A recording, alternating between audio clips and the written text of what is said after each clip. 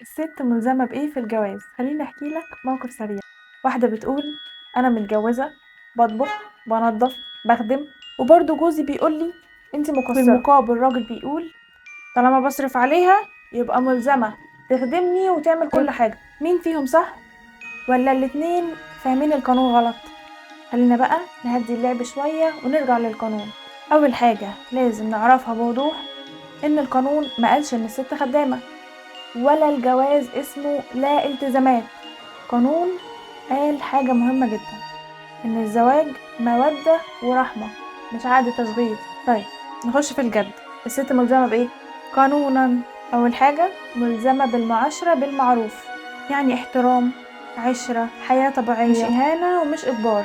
تاني حاجة ملزمة بعدم النشوز. يعني إيه؟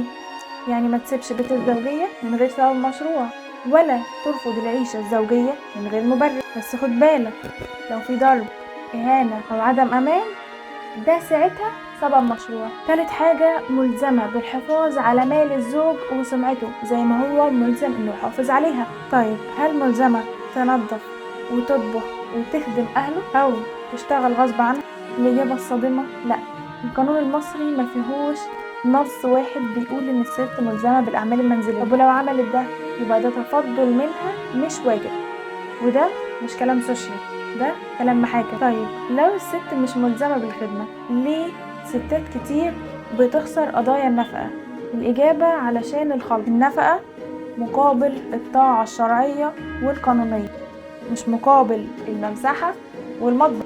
يعني الست اللي لسه ملتزمة بالمعروف ولسه بيتقال عليها ناشز، القانون ما بيسكتش. الخلاصة ان الست مش عبدة ولا الراجل مكنة فلوس. الجواز شراكة، مش كارت ضغط ولا سلاح تهديد. ولو كل طرف عرف هو ملزم بإيه ومش ملزم بإيه، نص المشاكل هتختفي. لو الكلام ده صحح لك فكرة أو فكرك بموقف، اعمله مشاركة عشان غيرك ما يعيش في وهم. اعرف حق.